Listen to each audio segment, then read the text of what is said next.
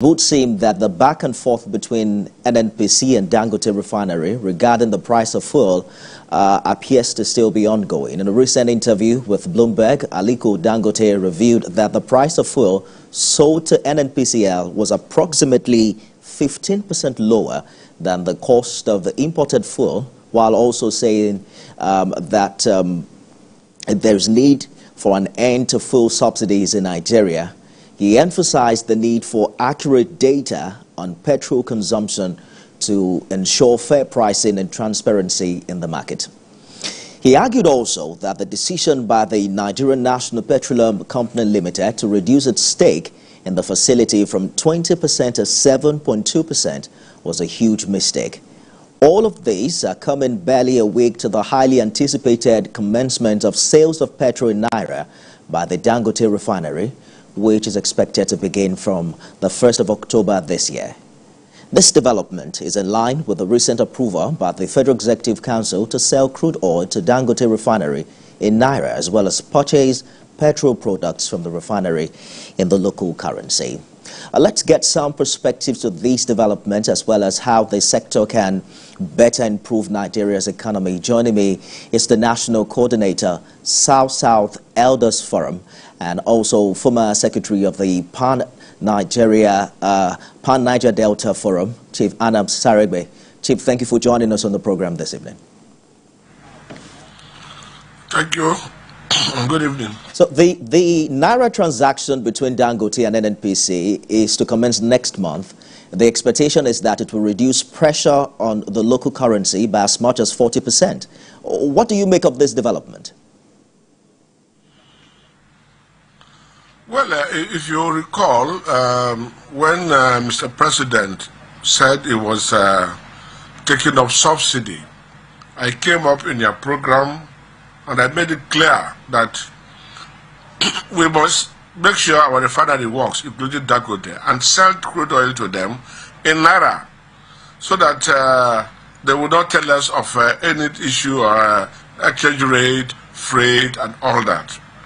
But that was not taken, and today we thank God that Mr. President has graciously approved that the buying of crude oil in Nigerian refineries is now to be in naira, which is a very good development.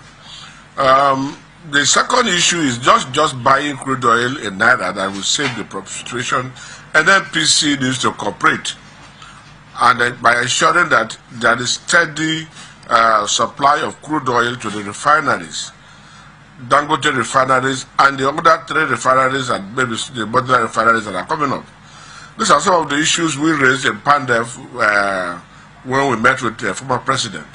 Now look, for the fuel price and everything to come down, we must ensure that we make policies that will encourage local production, either at the modular refinery level to the level of the big refineries. And if they have done that, I don't know why NNPC is still dragging their feet with Dangote as regarding producing fuel and sell at a cheaper rate. Dangote too will not have the power right again to say, oh, it's importing crude oil or it's importing fuel. Crude oil is produced in Nigeria, and therefore we must sell in naira. We must sell crude oil direct to the refineries, so the refineries can produce for us. That is one aspect. Two aspects, the production quota. We are having our production quota. If right policies are made, we can produce our local, for our local refinery, and also meet our contractual obligations outside, thereby reducing the cost of fuel. So we in the Niger Delta believe that there are wrong policies from the NNPC that is not helping this nation.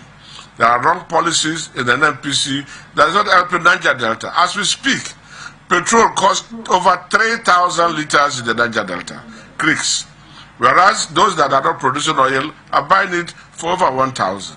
And if somebody tell you that we can buy petrol for 1,000 within a short while, you won't believe. You talk of subsidy too, that's an NNPC problem. But as we progress, we'll go into that, because we believe that the management of NNPC has not been able to help this country. with their I policies. hear you clearly, Chief. It's considered a major breakthrough, though, that against all odds, the Dangote Refinery is now operational, decades after we've had to rely solely on importing fuel as an oil-producing country. There are also concerns about whether it was right or not for NNPC to have reduced its stake from 20 to 7%. But I'd like us to talk about what's happening with our own local refineries. After about 7 postponements, we're hearing that the Port Harcourt Refinery, which has reportedly begun production process, will now commence operations this month. How optimistic are you about this new date, and what challenges would you say have hindered refineries, petrochemical and carbon black plants from functioning optimally? Let us be frank to ourselves. Before Melekari took over as the GMD of NNPC, Warri Refinery was producing. Port Harcourt was also producing. And the idea of turnaround maintenance came up. I have been with the refineries. Turnaround maintenance can be done in batches, but they said they want a total refurbishment of the refinery.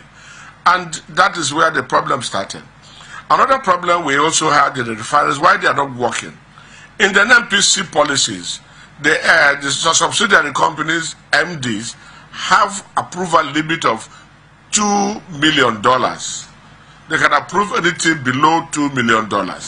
But ever since Melekari came into power, he wanted to see even $1,000 approval. So you tie the people's hand, and they cannot allow them to operate freely. So since they are not operating freely and things are not working the way it should go, the refinery has to come down.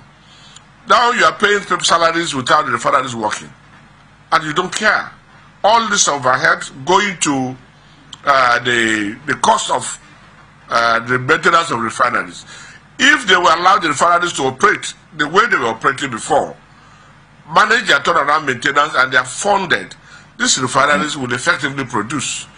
I know that we have the capable hands in Nigeria.